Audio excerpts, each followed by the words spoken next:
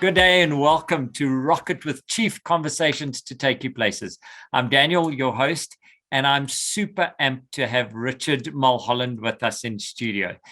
Richard's spoken in over 30 countries on 6 continents and continues to wow audiences with his style, his unapologetic war against boring presentations, and his unadulterated love of sales. He coaches speakers, wins pitches, and more importantly, he plays at work. Through honing his craft for the past 25 years, Richard has gone on to win awards, write books, so much. The man has cred, style, and Richard, you know your space. And more importantly, I got him. Woohoo! I've been super excited for this interview, and I've been like a kid waiting for Christmas, because someone who loves being on stage like I do, presenting in your league is like meeting a rock star for me. Here Be Dragons is amazing. But before I go on and ask you why a book on sales, Richard, thank you for joining us. Daniel, thank you so much for having me and for that intro. It's just incredible and humbling as well to hear. Sure. I'm so glad. I just like that you said that I'm just unapologetically myself, which you seem to pick up on. So that's cool. Yeah, you know, the difficulty about that must have been you must have walked into a couple of rooms where people raised their eyebrows before you were known, because you've had tattoos since before tattoos were cool.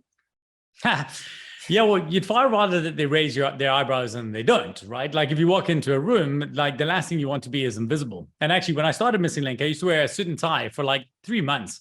And when you're a 22-year-old in a suit, everyone thinks you're an intern. Okay. So you kind of have to look different if you want to be noticed. Like the executives we were dealing with, like would look down. I was just a young version of them if I was in a suit. But when I was like me and presented like myself, then they thought, oh, this guy must know something. Like, where's that confidence come from that he could walk into a meeting like this? But now we are going to go a little bit back. You've written a great book on sales. Folks, if you haven't read this book yet, please download it. I'm listening to it on the audio side. Here Be Dragons. It's on sales, so it's in your zone, but it's also out of it. Why have you stepped from presentations into sales so hard? Well, so okay. So let me give you the brutally honest answer. So let me take you through the backstory of how this book came about. Okay. Years ago, I was asked to speak at the Think Sales conference, and I had a lot of ideas I wanted to get across, but I had a small little, 30 minutes on stage in which to do it. But at the end of it, I knew that a lot of the people in that room were potential clients, and I needed to think of a way to get them to engage with us. So I wrote a small little 15-page book. At the time, it was called Good Story, Bro, and introduced the idea of story selling, which is what I wanted to do. I wanted to go to war against the idea of telling your story and rather selling people a new story in which they need you. And that started doing pretty well, and people were still downloading it long after the event, and it was actually turning into sales managers coming to us for products, for sales presentations that we could help them with. And it was actually Sam, who runs Missing Link, who came to me and said, listen, this tool is really, really good, and people seem to want it. Why don't we lead in a little bit and really, really help people unpack their sales story and their sales presentations? It's something that we'd always intuitively done at Missing Link really well. And we had helped people with it, but we hadn't formalized it into a product. And as we started attacking the international market, we needed to solve a high order problem. Now, the bad news is most people don't think presentations are a problem. This is crazy to me because, the standard is so low. If the acceptable standard for swimming was the same as the acceptable standard for presenting, you would drown. But it is. And so trying to go to a market that didn't know us and, really, really shine the light on the problem of presenting was difficult. But going to a market that didn't know us and shining a light on sales problems, well, that was easy. So we lent into that. I was very, very excited. Sam said to me, can we do more? So I decided to flesh out the book. I reached out to my publisher. She gave me 2 weeks. So it was a really, really tight deadline to do it. The book was 2 weeks after work to start and finish. But it was using, at the time, 24 years of experience. And so I'm very, very proud of it. And it's had a great impact for us. And it's a great sales tool. I'm loving it. I am challenging you. I'm listening to it at 1.2. And the only mistake is I need a pen and paper. There's so many mic drop moments in it. I'm really enjoying it. Going That's back, why. Do you use Readwise at all? I don't know what Readwise is. What is Readwise? Readwise is amazing. It's so I normally read on the Kindle, but even if you read a regular print copy of a book, you can just take a photograph of the pages. And if you are listening to Audible, I press pause, and then you can add notes to Readwise. And what it does is it takes all the highlights of books that you've read, and it serves them back to you 5 per day. So I've got maybe 1,500 highlights of books that I've read, and every morning I start my day reviewing 5 highlights of 5 books, different books that I've read. And it's just a phenomenal tool. Boom. I'm putting that down. That is fantastic. Going back to before you were cool, you were a roadie for one of my favorite bands of all times, for Iron Maiden. Do you ever listen to their music, or did you have enough? Well, so, I listened to Iron Maiden a lot when I was a kid. My sisters, I'm the youngest of 3 kids, and my sisters were both metalheads, and they dressed me up. And so I had my little cut-off denim jacket with my Eddie on the back of it. Iron Maiden was one of the bands I toured with. When you're going on tour, when you're doing our legs, you tend to be with them for 3 weeks most. So it's not enough to get bored of anybody. But I am, at my heart, a punk rock guy. So I've always been much more into punk bands. Yeah, for sure. Like your Green Days, your Blinks, Rise Against is probably my favorite band. And Rise Against, and now increasingly some more. Yeah, Rise metal. Against is a really interesting one to drop in the mix, especially where we are in our age, and what they're doing against the war in Afghanistan. I don't know many people that listen to Rise Against. I told you we had a lot more in common. Yeah, it's my favorite band. I've been to see them twice. I really, really, really enjoy them a lot. Wow. Well, we're not going to get stuck on that. Richard, you work all over the world. Why do you stay in Cape Town? Why do you not move to New York or to London town and do your stuff? It's the easiest answer. Every time I come home, in 2019, I was in, I don't know, like something like 26 or 27 countries. And every single time I landed home, I was like, oh, we won the lottery. Like, there's a lot to complain about living in South Africa, but I actually have started realizing that the complaints we have living here is simply a tax that we pay to get to live in one of the best places in the world. I love that. It is really, really incredible. And even, we came back from UK. I would like to think that at some stage, I was born in Scotland, and I would like to spend a meaningful amount of my adult life, like a couple of months at a time, maybe 6 months or so in Scotland, in the Highlands at a later stage. But that would be less about leaving South Africa, and it'd more be about adventuring somewhere else. And I'm sure there are problems that maybe could cause me to want to leave here. But right now, this is the greatest place to live. Like, I absolutely love it. And if you go on holiday now, if you take the family on holiday, if I gave you a ticket anywhere in the world for 10 days for you and the family, where would you go? It's different answers. Right now, we really, as a family, would like to go to, I'm the only one who's been to Japan. So we'd really, really love to do that. My wife and I's favorite place to visit is Iceland. Wow. So we really, really enjoy Iceland. And, I just came back from a 3-week trip with the kids and my wife to Scotland. Awesome.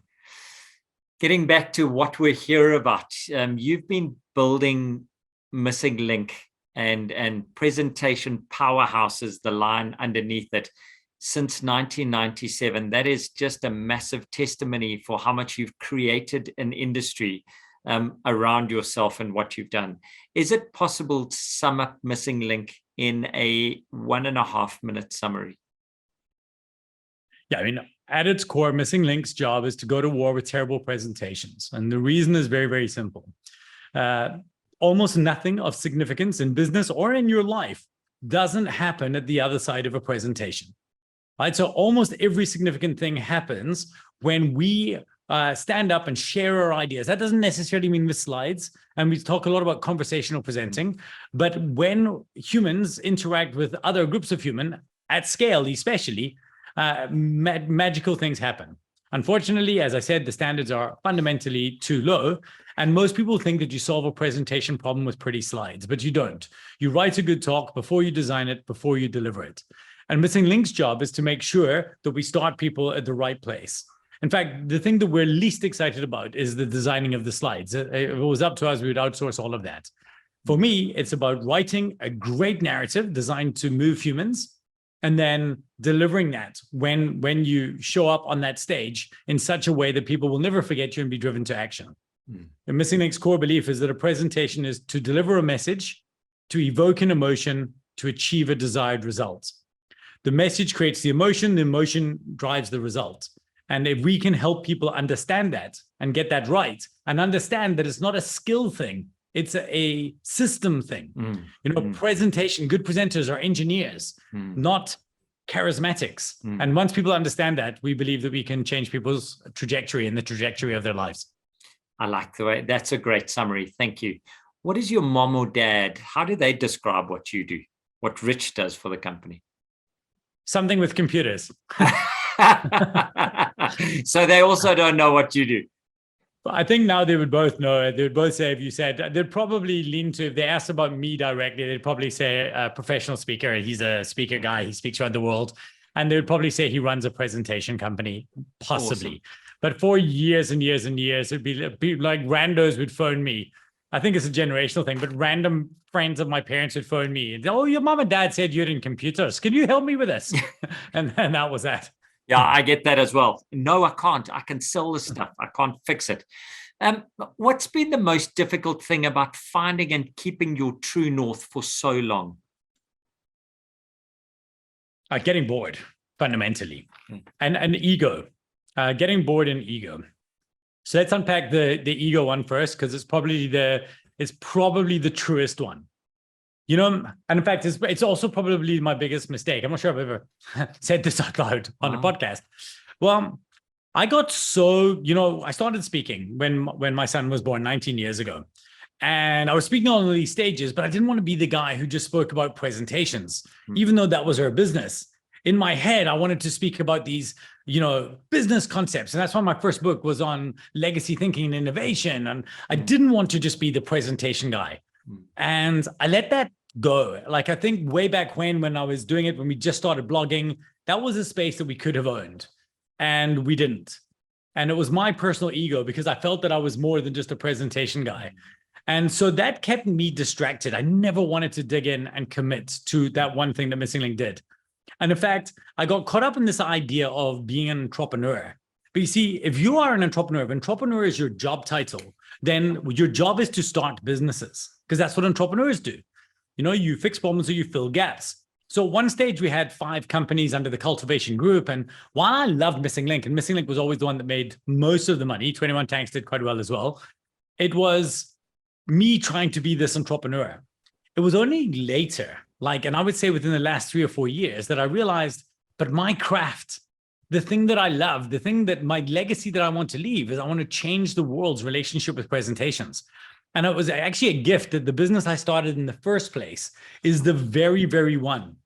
And the telltale sign for this, if you'll forgive me for going a bit long with this answer, the telltale sign for this was the few times we got the opportunity to sell Missing Link, I realized I don't want to do that, because I've seen a lot of my friends, they've sold businesses. And I think there's a trap, because actually my middle name is Mulholland. My surname is from Missing Link. Richard Mulholland from Missing Link. That's how people introduce me. Oh, that's Richard Mulholland. He's from Missing Link. And a lot of my friends, they sell their businesses and they lose a big part of their identity, because the first businesses they built, a lot of their purpose and craft was tied into that. And I want to dig back into that now. And we're very, very focused. And I'm extremely focused, probably to the detriment of our business. I'm focused on the craft of what it is we do and the problem that we solve in the world.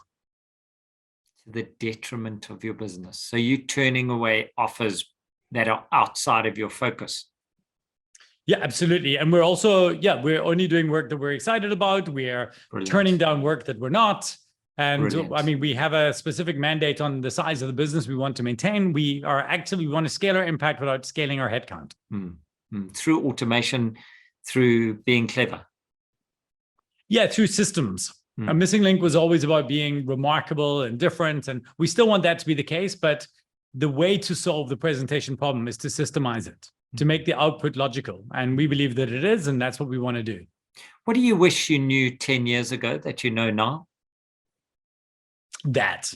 Okay. I really deeply wish I could go back and say, don't lose your focus, don't get distracted. The chasing of entrepreneurship is ego. And the other thing is, it's not a sport that excites me.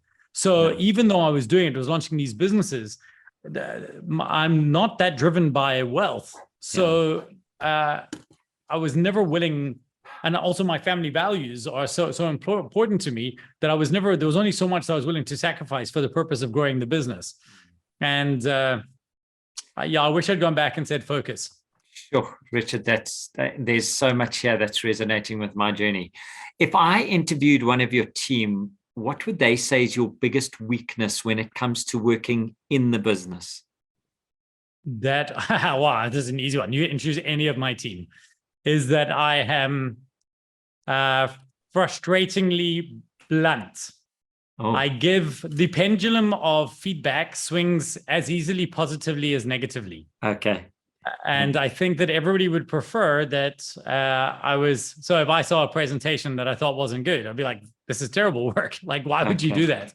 What made you think of that?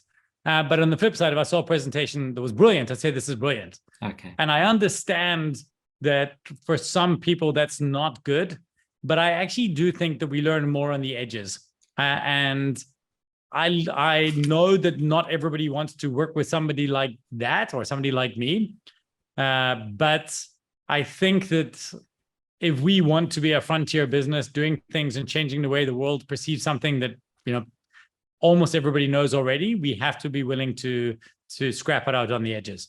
Okay. I really like that as well, because it forces you to be pushing the boundaries all the time, because the edges then become the norm after a while, and you got to keep it fresh. Yeah. And I'm trying to get better at it. Like, obviously, I certainly don't want to be a tyrant. I want us to be doing meaningful work, but I think that we waste a lot of time in kind of, those bullshit sandwiches or whatever, where we kind of hide everything out there. And I have very little patience for that. And I want people who understand my intentions. So if we are then accepting that we're getting layers of, you've got maturity now and you're putting systems in place, what do you think the challenges that are facing Missing Link, but your industry today, what do you think the biggest challenge is, and how much has that changed in the last 5 years? Can I answer personally for Missing Link first, and then we can decide if that makes sense for the industry? Missing Links, you have two things, right? You have what you do, you have the problem you solve in the world, and you have your go-to-market strategy. So how you get there. Now, Missing Link's entirety was because we worked in presentations and big live events and things like that. It was all about being wacky and different. So we had the offices that everybody wanted to visit. We bought the stretch limousine with the flames down the side of it to pick them up, to bring them there. We made an experience where we're an easy business to talk about, and everyone came to us. We're working with a client at the moment who describes the business she's built as being the hot girl at the bar. She says she's lazy and she doesn't want to sell. She wants people to come to her and want to buy her drinks. And Missing Link was always that company.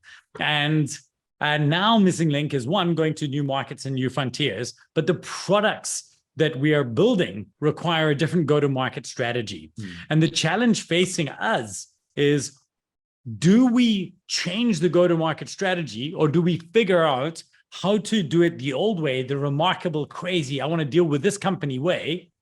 It'll be a little bit slower in the beginning, but do we do it that way and solve for that online without the offices and the props and the things? And that is certainly the challenge that we are seeing at the moment. So it leads into the next question. You are clearly running a global expansion from South Africa, and you've stayed true to it. Any tips that you could give on getting this right? Well, so the first thing is remove options. The biggest challenge we were facing at the beginning was there's hard money, and the hard money is international, and there's easy money, and the easy money was our old clients wanting our legacy products. But you see, we can't change the world one board audience at a time like we thought we wanted to do. Right? If we want to change the world's relationship with presentations, we have to do it at scale. So what was happening is we kept on putting these targets in place, but they were the targets about our ratios of international clients were competing with the targets of turnover and profit. Okay. So I removed them. We do not have profit and turnover targets at the moment, and we won't for the foreseeable future. There is a threshold we can't drop below because we've got to functionally run a business, But our target this year is 60-40. Is 40% of our business must be international and 60% of our business must be South African. Well, it doesn't have to be. We want that to be 50-50 and then less. But the only way to do that was to change what is rewarded. If you continue rewarding, making target, making things, doing those things financially, people will take the low-hanging fruit, which is always the easy to get income. So people go where they paid. Exactly. People so we changed that. Wow. And it is really challenging and it's very, very difficult. We're at 40-60 at the moment, but it's a fight. And the ratio is good, but the amount has dropped. Okay. So the hope obviously is that the amount at 60 would stay the same and the 40 would be added on. But I'm very, very willing to eat that for a few years as we commit to changing the people that we serve. And slowly but surely, as we get more and more international work, our fee structures change. For example, all of our quoting is in dollars. And that we quote in dollars. And now this last few weeks, we've taken a bit of a knock as the rand has strengthened, but that's okay because that's the business we're building.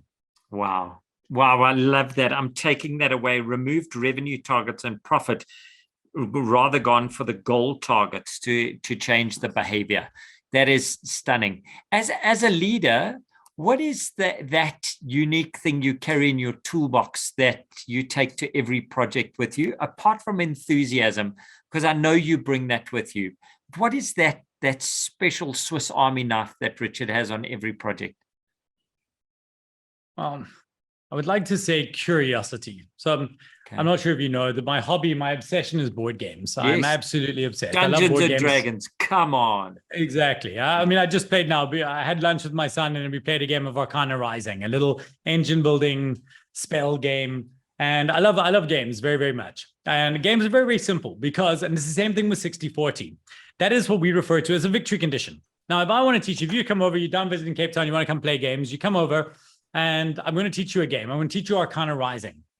I'm going to explain to you that in this particular case, at the end of the game, the magician with the most points in X wins the game. Now, I'm going to start at the end of 3 rounds. I'm going to explain to you then now the rules. But every rule I tell you will be passed against this condition of victory. So if the victory condition was different, if the victory condition was at the end of the game, the player with the most potions wins the game, well, then when I'm explaining the game to you, you're thinking about it in a different way. So when I go into any meeting, like the first question I ask them is like, if somebody's briefing me to do a talk, I'll say, if at the end of my keynote, I've not achieved X, I have failed. What is X? And then they'll tell me. And then at that point on, everything I'm doing is trying to solve for that. And so every meeting that we go into for us is a bit of a game. There's a problem we're trying to solve for. And I can tell you categorically, the fundamental problem we're solving for isn't what can we sell them. The good news is generally solving them is the tools that we have are objects that, they will be willing to pay for. So we just seek to try and solve the problem. And then, the weapon itself will be something that they'll pay for. Another unashamed plug for your book. You go into detail on this. And guys, I've been blown away by the simplicity of this, of looking at the condition of victory for every meeting. It's really outstanding. It's a great tip. Right, we've got that one. I'm going to go off piste again. If you could have dinner with 3 famous people, who would they be? Where would you take them? And what would you serve?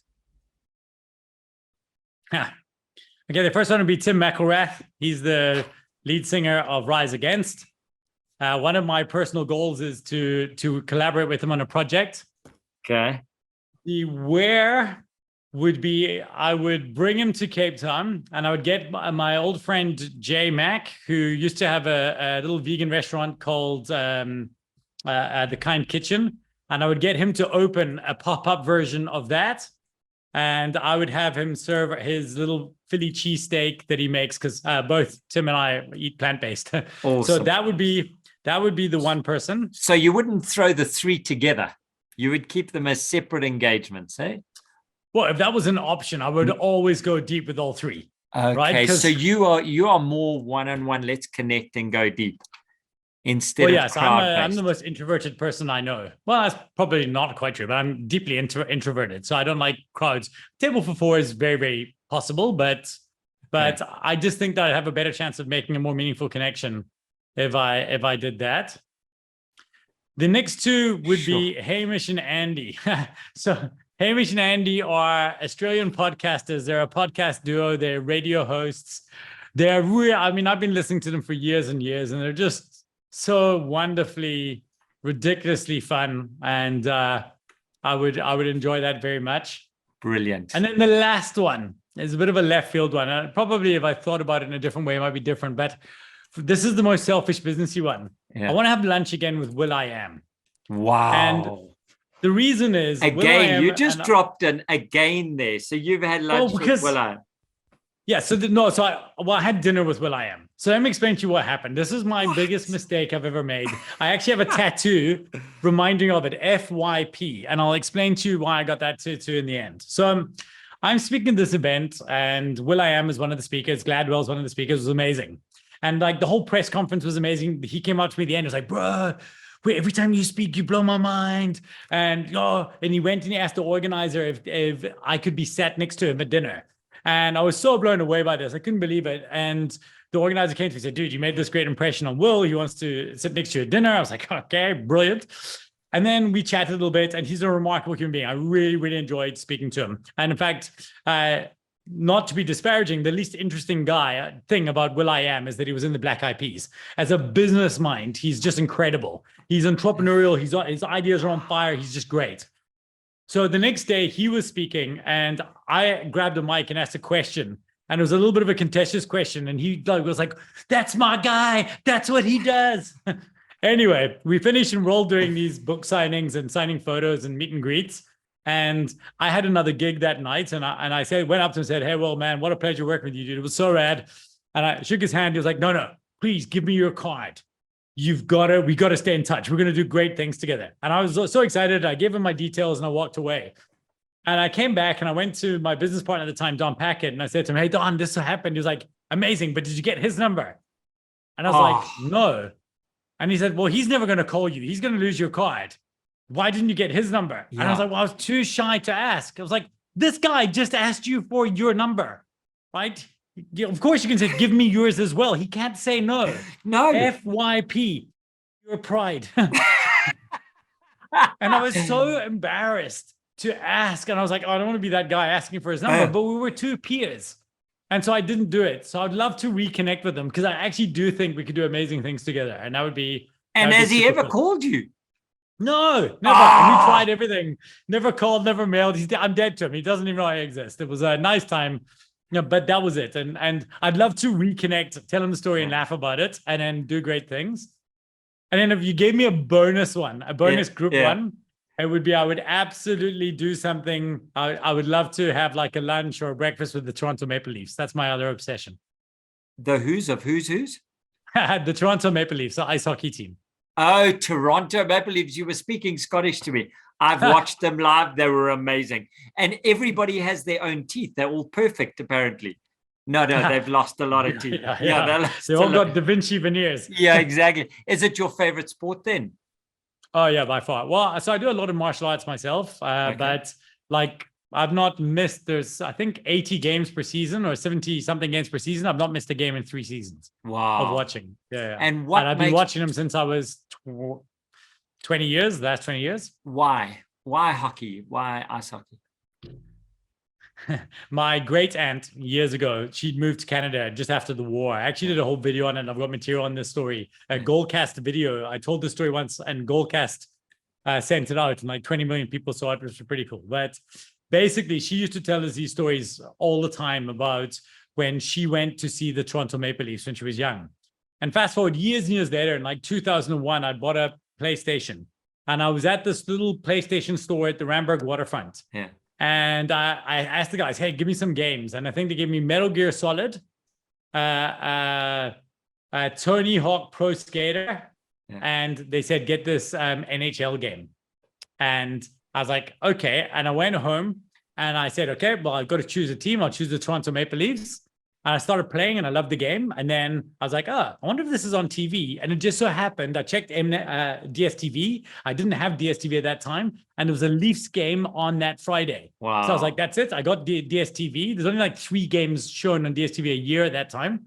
So it was a complete fluke. Got that game. They got into the playoffs. I was absolutely obsessed. I started playing before the end of those playoffs. I started playing inline hockey and ice hockey the next year. And that was it. No ways. That is so cool.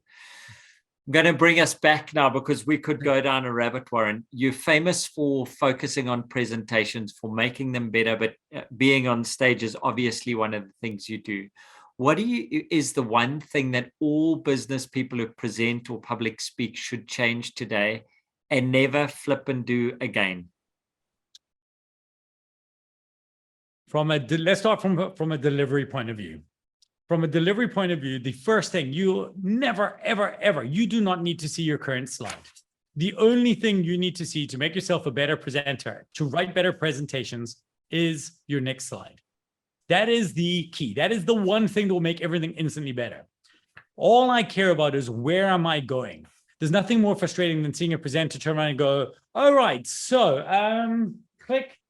The next slide is, and then they speak about it. Click. All of that breaks the flow of your audience. Now, the problem is that you can't remember what your next slide is. But if you can see your presenter view in front of you, and that's why I absolutely insist in my tech rider is my laptop is on the stage next to me, because I want to ensure that in my sightline, I can glance over, see my next slide, tee it up, click, and nail my segue perfectly. The reason that's such a good tip though is because, or a trick, is because what you have to be able to do is deliver, that's got to feel smooth. Mm-hmm. And I never have to know what I'm saying next. I just need to know how to transition between the 2 points. So when you're preparing your deck, if it doesn't feel like a really nice, smooth transition, you've either got the wrong content or you've got the content in the wrong place. So it forces you to go back and think, oh, that doesn't flow into that. That doesn't flow into that. That's so jarring. Why would that be? But when you don't care about that, you just put bits of content in random orders. And so because you're trying to correct for flow, it forces you to do better. If there was only one thing you could change and it was super easy, it would be that straight away. Awesome. I love that. You know, what came to mind when you were saying that is also this view. Where people read their slides. I promise you, most of us in the audience have passed on a trick. We can read. Don't read to me either. Well, so let me go to war with you slightly there. And I know your point and we don't disagree. I believe you categorically must read your slides. Categorically. Okay. But your slides shouldn't have so much to read that it takes any meaningful length of time. So if I'm speaking, because one of my frustrations is you speaking, you say something, you change your slide and there's a quote there, but you carry on speaking and your audience doesn't know what to do because they're trying to look up to, should I read that or what's going on? So I might turn around and say, some look at things that are and ask why. I dream of things that never were and ask why not. When George Bernard Shaw, or I wouldn't have to read it because I would know it. Yeah. Or when George Bernard Shaw said this, but when I turn back, my audience have to come back with me. But where that fails is if you have to turn around for more than 3 or 4 seconds, then you've got to, that's your test. When you've got 16 points on the slide, it's like just send the book. Right. Then it's a report. Then it should have been, send the book. Yeah. But on the flip side, so what's happened is we now know that we mustn't do that, but we've thrown the baby out with the bathwater. So now people aren't reading their slides, but now they're competing with their slides. Yes. So if there's text appearing on the slide, if I turn around and say, guys, there are 4 steps to missing links action framework. Step number 1, you want to give them a reason to care. Click. Step number 2, give them a reason to believe. Yes. Now, I might not have to read it because I know it's there. Step number 3, tell them what they need to know. Step number 4, tell them what they need to do. If I do that, then when I then move back into this position, there's nothing left for the audience to read. So they naturally look back and I've got their attention again. Yeah. Guys who are listening to this, go onto the website. This is a course that is offered by Missing Link. It's just a game changer. I'm always astounded that our top athletes, if you take the Tiger Woods as my example, had 5 coaches at one stage, a fitness coach, a swing coach, a mental health coach. He had a manager. He's got all of these things. Business people don't have coaches for these elements and areas of their work. How do we expect to play on a global stage if we're not getting coached? Well, it's obviously crazy to me. The problem that kicks in is a bit of the Dunning-Kruger effect, in that we think we're better at something than we are. So the good speakers would rate themselves worse, and mediocre speakers would rate themselves better. The other problem is that we confuse skill with structure. A skilled speaker, to me, a unskilled speaker with a good structure will be more effective than a skilled speaker without one any day of the week. And what happens is a lot of people think, but I'm on stage, people love me, I'm so funny, they laugh, they enjoy it. My LPM score, my laughs per minute is so high, but you don't change anything. Yes. And that's the flaw.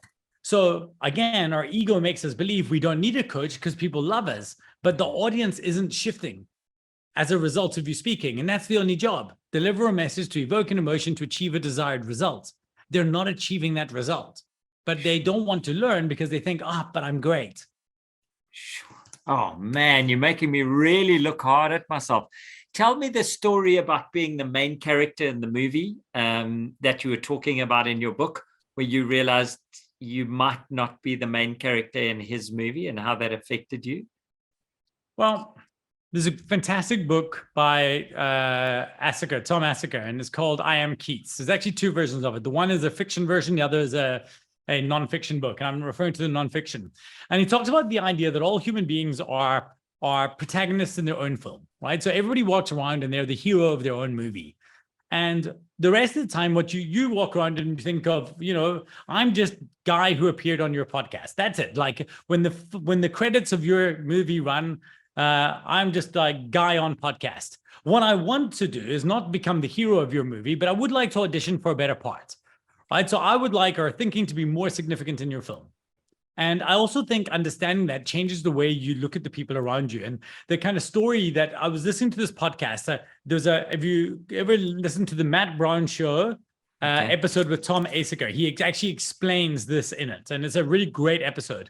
And I was listening to that and I landed in Cape Town. And as I was walking down at the airport, there's this big long passageway after you get your bags. And these guys halfway down, they say, taxi service. And a whole bunch of otherwise polite humans ignore them. They just they turn around and just flat out ignore them. And I'm walking closer to this person, seeing this happen in front of me. And I was usually a person who would just ignore it too, keep my earphones on, give up like one of those. And then I thought, no, hold on. This is this person's film.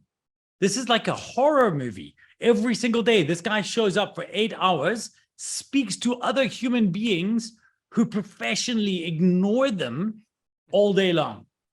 And I thought, no, I'm going to be better than that.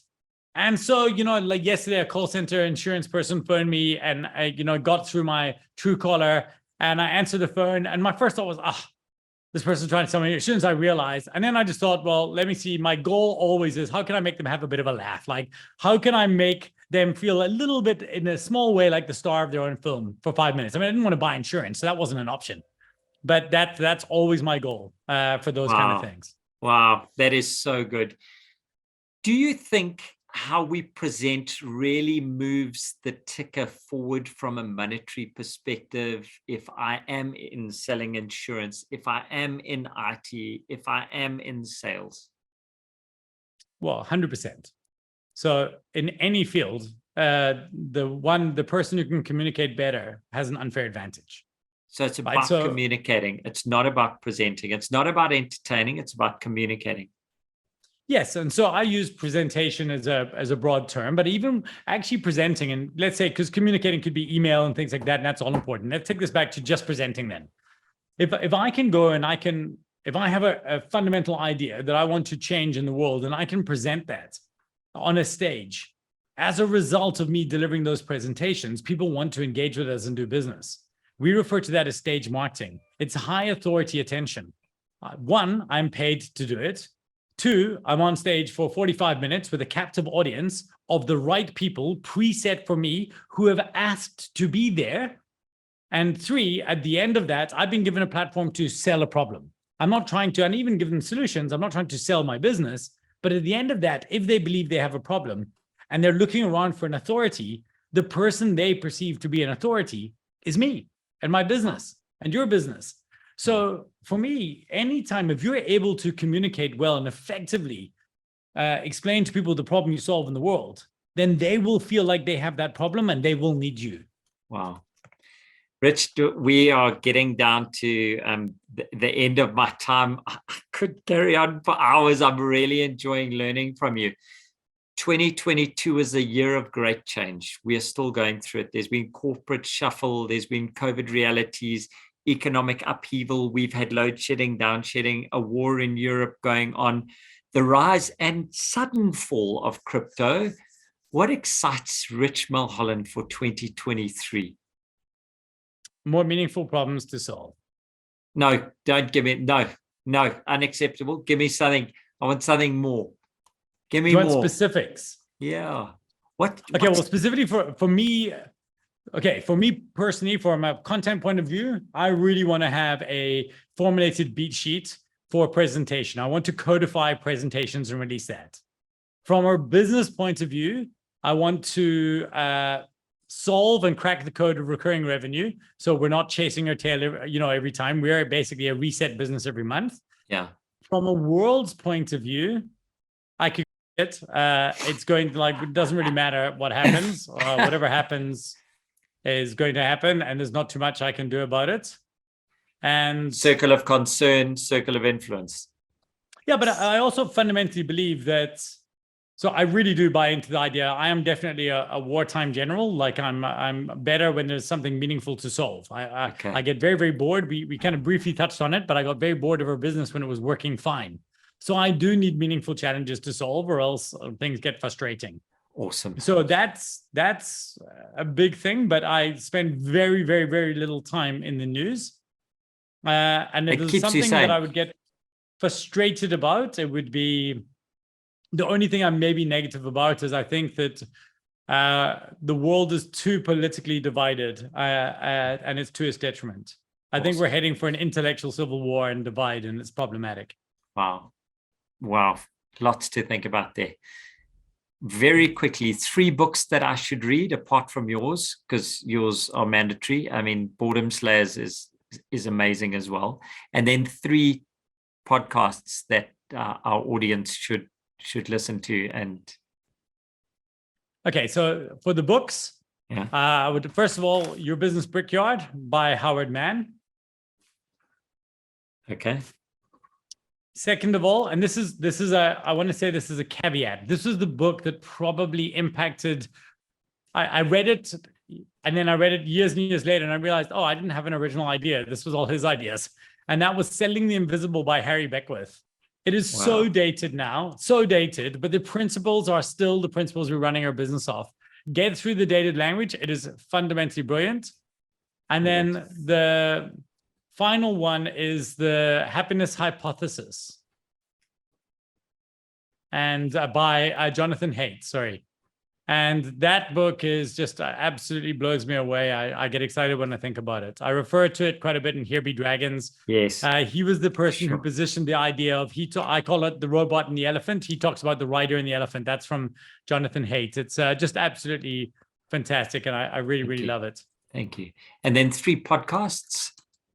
I know you've given us about 10. So, I mean, and almost all the podcast listening I do, most of it, a lot of the stuff is hobby based. So, Hamish and Andy. Okay, I've got that. Comedy. Yeah.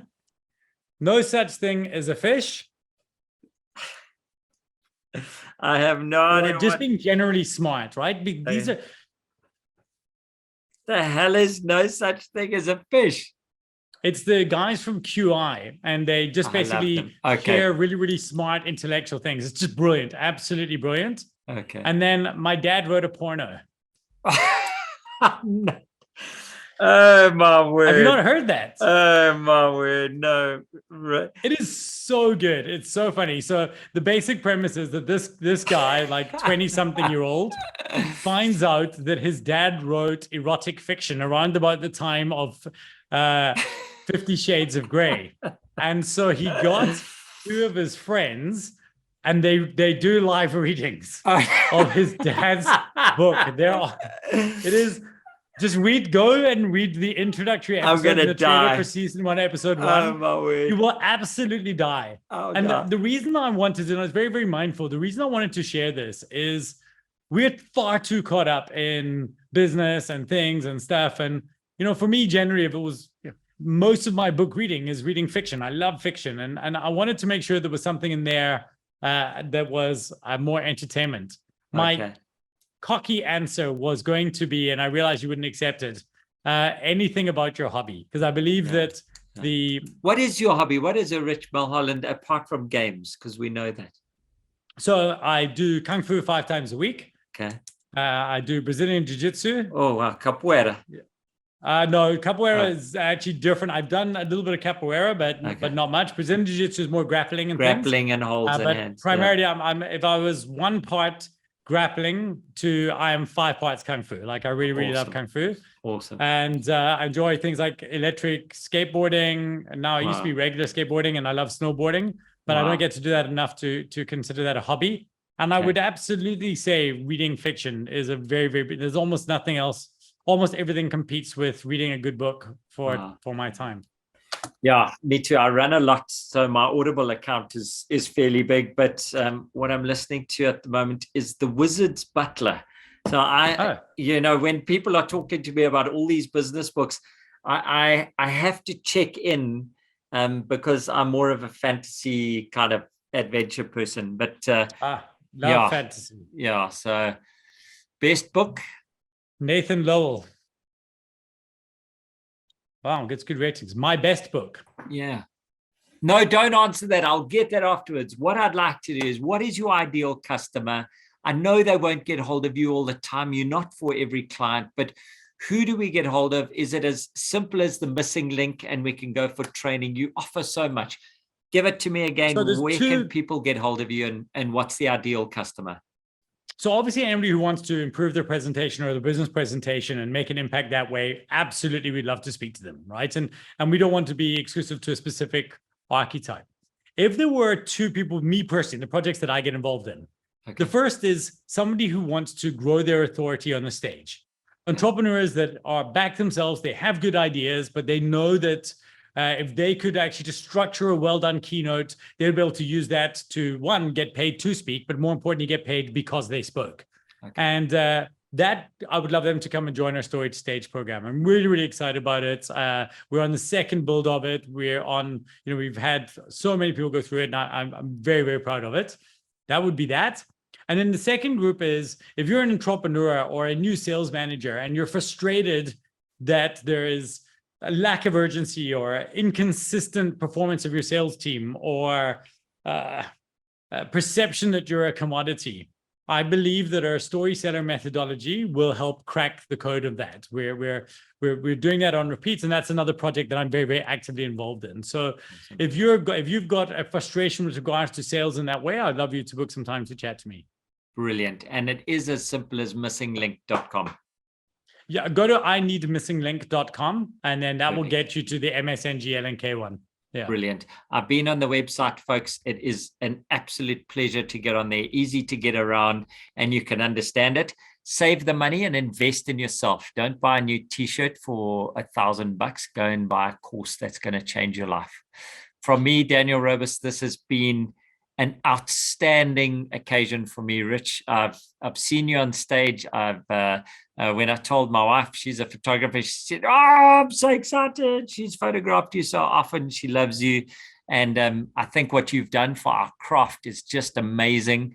And we just wish you and the team from Missing Link the absolute best for the end of this year. Roll into 2023 and go and change the way.